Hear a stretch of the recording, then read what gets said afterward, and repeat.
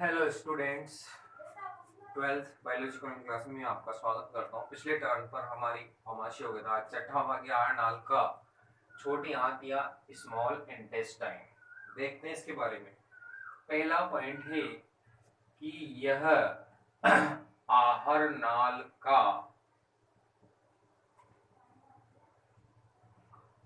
सबसे चौड़ा सबसे लंबा भाग है। सबसे चौड़ा भाग कौन सा था? आमाशय। और सबसे लंबा भाग कौन सा है? कौन सा है भाई? छोटी आंत। अब इसकी जीवित अवस्था में लंबाई, इसकी जीवित अवस्था में लंबाई 3 मीटर। कितनी? 3 मीटर होती है। कितनी होती है? 3 मीटर। यहाँ सबसे ज्यादा। अब सब अलग अलग बुक में अलग अलग वेरिएशन मिलेगा, बाकी ये आपकी बुक में दे रखा है तो इसके अकॉर्डिंग 3 मीटर ही सबका अलग अलग होता है। पैरामीटर सबका अलग है, आपकी बुक में ये सही है। फिर आता है इसका अग्रभाग। इसका अग्रभाग किससे होगा? आमाशय से। तो फिर पश्च भाग बड़ी आंत से। इसका अग्रभाग आमाशय से जुड़ा होता है। इसका अग्रभाग किससे जुड़ा होता है? भी आमाशय से जुड़ा होता है। अब इसके कितने भाग है? 3। छोटी आंत के 3 भाग हैं या 3 भाग होते हैं। पहला है ग्रहणी, ग्रहणी। दूसरा है मध्यांत्र, जुजेनम, इसको अग्रशूद्रांत भी कहते हैं। और तीसरा है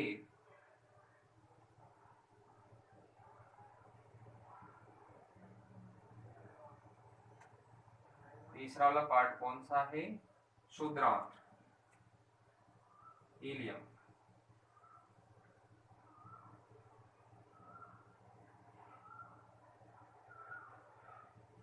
तो छोटी आंत के 3 भाग है, ग्रहणी, मध्यांत्र और शूद्रांत। ये आहार का सबसे लंबा भाग है, जीवित उसकी लंबाई 3 मीटर होती है। अग्रभाग आमाशय से जुड़ा होता है। छोटी आंत की ग्रहणी, डुडेनम, मध्यांत्र, जुजेनम, या इसको शूद्रांत, अग्रशूद्रांत भी कहते हैं। और तीसरा है शूद्रांत, इलियम। अब देखते हैं पहला भाग कौन सा है? ग्रहणी, जिसको हम डुडेनम कहते हैं।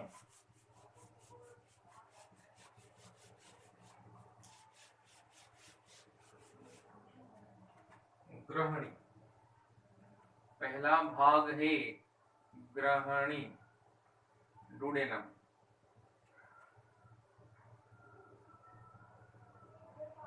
डुडेनम। ध्यान देने वाली बात है कि यह क्या है? छोटी आंत का प्रारंभिक भाग है या पहला भाग है। यह छोटी आंत का प्रारंभिक भाग है, जिसकी लंबाई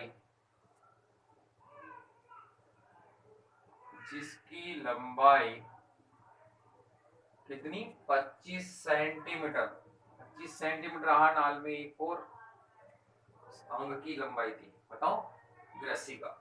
इसकी भी लंबाई कितनी होती? ग्रहण की भी इसकी लंबाई 25 सेंटीमीटर होती है। अब देखो, उसको देखोगे ना आप चित्र में, किसी कैपिटल यू आकार की इस तरह से, कैपिटल यू आकार की संरचना। यह कैपिटल यू आकार की, कैपिटल यू आकार की संरचना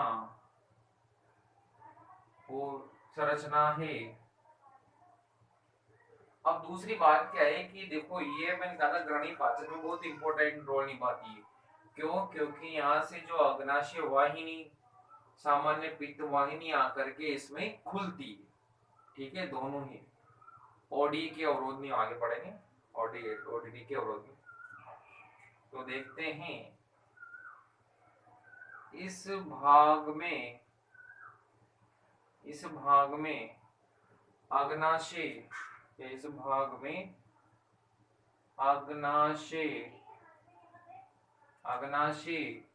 अग्नाशय वाहिनी व सामान्य पित्त वाहिनी, सामान्य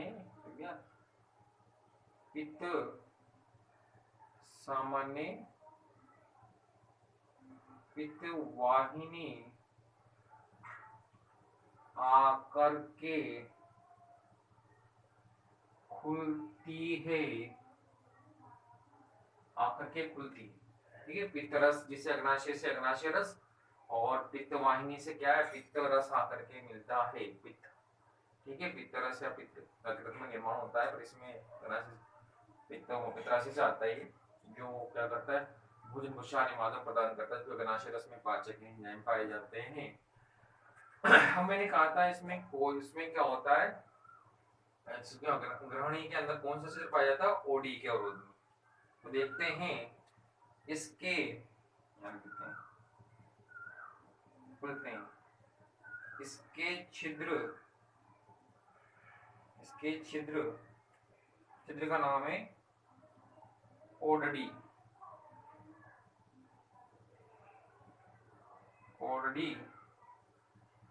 इसके छिद्र ओडी की अवरोधनी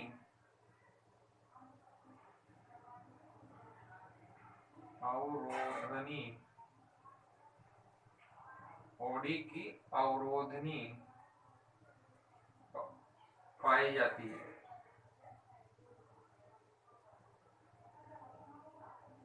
इसके छिद्र पर, अब यहाँ पर इसके छिद्र पर कौन सी अवरोधनी पाई जाती है? अभी ओडी की अवरोधनी पाई जाती है, जो क्या करती है, इसको कितना मात्रा में कब स्त्रावित होना है, क्रिया को नियंत्रित करती है ना, ये ओडी के अवरोधनी। इसको बोलते हैं अपन O double D I O D. ठीक है, O double D I O D. अब ये हमारा ग्रहणी वाला भाग हो चुका है। दूसरा भाग देखेंगे, कौन सा है, मध्यांतर, या जिसको क्या कहते हैं, अग्रशुद्रांश भी कहते हैं, मध्यांतर या अग्रशुद्रांश भी कहते हैं। तो दूसरा वाला भाग है छोटी आंत का मध्यांतर, इसको बोलते हैं जेजुनम।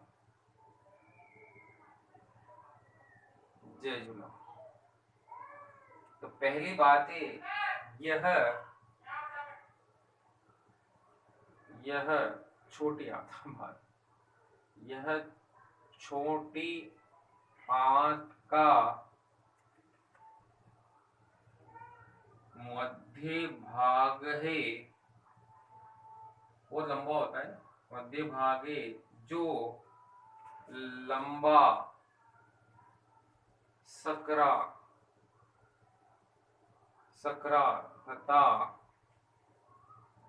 कुंडलित होता है। कैसा होता है?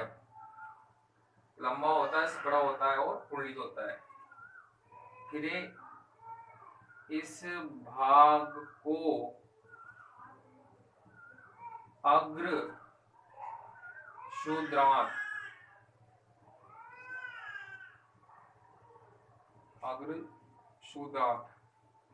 भी कहते हैं।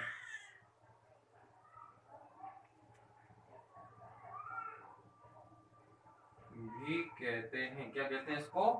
अग्र क्षुद्रांत भी कहते हैं। और इसकी लंबाई होती है, इसकी लंबाई होती है 1 मीटर। उसी कितनी थी? 25 सेंटीमीटर। इस भाग की लंबाई, इस भाग की लंबाई 1 मीटर कितनी होती है अभी? 1 मीटर होती है। कोई दिक्कत है? नहीं है। तो मध्य आंत्र या जुजनम कहते हैं ये छोटी आंत का मध्य भाग है जो लंबा सकड़ा कुंडलित होता है। और इस भाग को अग्र क्षुद्रांत भी कहते हैं। इस भाग की लंबाई कितनी होती है? 1 मीटर कुंडलित होता है। और बीच वाला इस तरह का भाग होता है, यहाँ से, जैसे यहाँ से ग्रहणी, ग्रहणी के बाद इस तरह से यहाँ से यहाँ तक खुला रहता है ना, क्या कहलाता है? कौन सा भाग कहलाता है? ये मध्यांत्र। अब है हमारा तीसरा भाग, क्षुद्रांत्र। कौन सा है तीसरा भाग? क्षुद्रांत्र।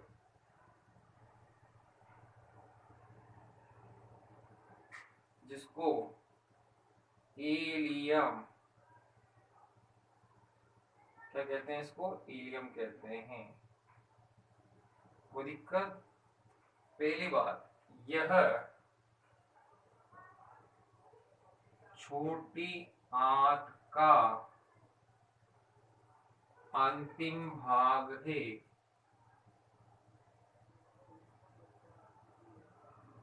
अंतिम भाग है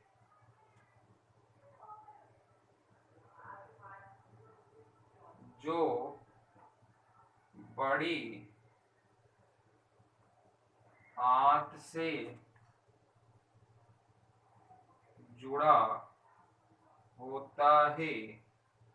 ठीक है भाई, यह छोटी आंत का अंतिम भाग है जो बड़ी आंत से जुड़ा होता है। और इसकी लंबाई कितनी होती है भाई? इस भवन का लंबाई आपकी बुक के अकॉर्डिंग ही रखा है मैंने, सभी में वेरिएशन मिलेगा, अलग अलग बताएंगे। इस भाग की लंबाई, बहुत से इसको 2 मीटर बताएं। इस भाग की लंबाई 1.75 पौने 2 मीटर मीटर, एक 1.75 मीटर होती है। कितनी होती है? 1.7। और ये क्या है? कुंडली संरचना है। यह कुंडलित, यह कुंडलित संरचना है। कैसी संरचना है भी? कुंडलित संरचना। तो ये हमारा छोटी आंत हो गया है। छोटी आंत क्या मैंने कहा था? ये आहार नाल का सबसे, क्या है भी? ये आहार नाल का क्या है भी? सबसे लंबा भाग है, जिसकी लंबाई जीवित अवस्था में कितनी होती है? 3 मीटर होती है। कितनी होती है? 3 मीटर, जीवित अवस्था में। ठीक है। फिर क्या होता है? आहार नाल का सबसे लंबा भाग जिसकी जीवित अवस्था में लंबाई 3 मीटर, भाग किससे जुड़ा होता है? अमाशय से। इसके 3 भाग है, ग्रहणी, मध्यांत्र और क्षुद्रांत। ग्रहणी, ये इसका क्या होता है? इसका अग्रभाग है। ग्रहणी में इसका छोटी आंत का अग्रभाग है। इसकी लंबाई कितनी होती है? 25 सेंटीमीटर। कैपिटल यू आकार की संरचना होती है। और इसमें क्या होती है भी? पित्त, एक तो अग्नाशय वाहिनी और सामान्य पित्तवाहिनी आकर के खुलती है। और उसके छिद्र पर क्या होती है? ओडडी की अवरोधनी होती है। ठीक है, ओडडी की अवरोधनी होती है। फिर आता है हमारा दूसरा वाला भाग है मध्यांत्र। जो मध्यांत्र क्या है? ये मध्य वाला भाग है जो लंबा सकड़ा कुंडली संरचना होती है। और इसकी लंबाई कितनी होती है? 1 मीटर। फिर तीसरा वाला भाग था क्षुद्रांत्र। मध्यांत्र को अग्र क्षुद्रांत भी कहते हैं। फिर आता है क्षुद्रांत्र, ये इसका अंतिम भाग है जिसकी लंबाई कितनी होती है? 1.75 मीटर। और क्या है? एक भी कैसा होता है? कुंडलित भाग। अब आता है हमारा 6 संरचनाएं हो गई थी। अब 7वां भाग है बड़ी आंत। बड़ी आंत, ठीक है, जिसको हम लार्ज, LARG, लार्ज इंटेस्टाइन भी कहते हैं। क्या कहते हैं? लार्ज इंटेस्टाइन भी कहते हैं। दूसरी वाली इसको बड़ी आंत क्यों कहते हैं? इसका ध्यान ना, बड़ी आंत उसको नहीं कि लंबाई ज्यादा होती है, इसका व्यास क्या होता है? ज्यादा होता है। क्या होता है? ज्यादा होता है इसका व्यास। इस कारण से क्या कहते हैं? क्या कहते हैं इसको? बड़ी आंत।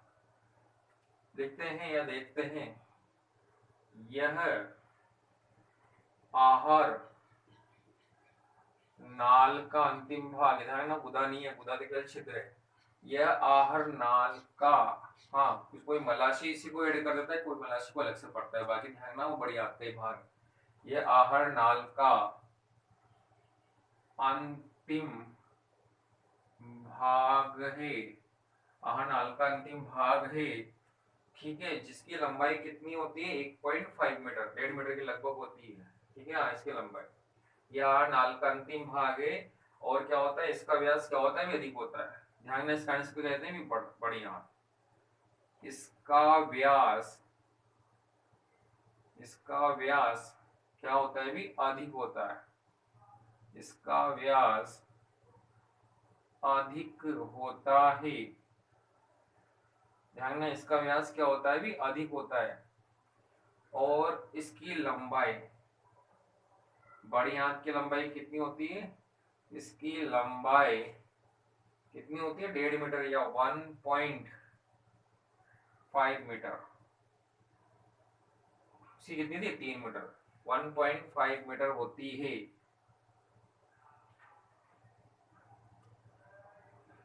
अब आपको बता दूं मैं कि जो बड़ी आंत है उसके भी कितने भाग है? 3 भाग है। तो बड़ी आंत के 3 भाग होते हैं। बड़ी आंत के 3 भाग होते हैं। पहला है सिक्कम, जिसको बोलते हैं उंडुक, हिंदी में उंडुक, इसका शब्द है ना उंडुक। दूसरा है, सिक्कम के बाद आता है कोलोन, कोलोन या कोलन, कोलोन। और तीसरा क्या है? भी मलाशय। मैंने कह दिया था बहुत से इसको अलग से पढ़ते हैं, परंतु इसी का भाग है। तीसरा कौन सा भाग है? मलाशय, ठीक है। तो बड़ी आंत के 3 भाग होते हैं, सिक्कम, उंडुक, जिसको कहते हैं उंडुक हिंदी में। फिर है कोलोन, इसको कोलोन को बोलते हैं वृहदात, इसका वृहदात बोलते हैं, वृहदात। तो सिक्कम, उंडुक, कोलोन और वृहदात, और तीसरा भाग है मलाशय। तो बड़ी आंत यहाँ नाल का अंतिम भाग है, इसका व्यास अधिक होता है, इसका क्या कहते हैं? बड़ी आंत। ध्यान ना, लंबाई में तो कौन होती है? छोटी आंत। कितनी होती है? 3 मीटर। परंतु इसको बड़ी आंत क्यों कहते हैं? इसका व्यास अधिक होता है, इसकी लंबाई 1.5 मीटर होती है। इसके 3 भाग होते हैं, सिक्कम, कोलन और मलाशय। बाकी आगे बढ़ाएंगे, इसको भी होता है।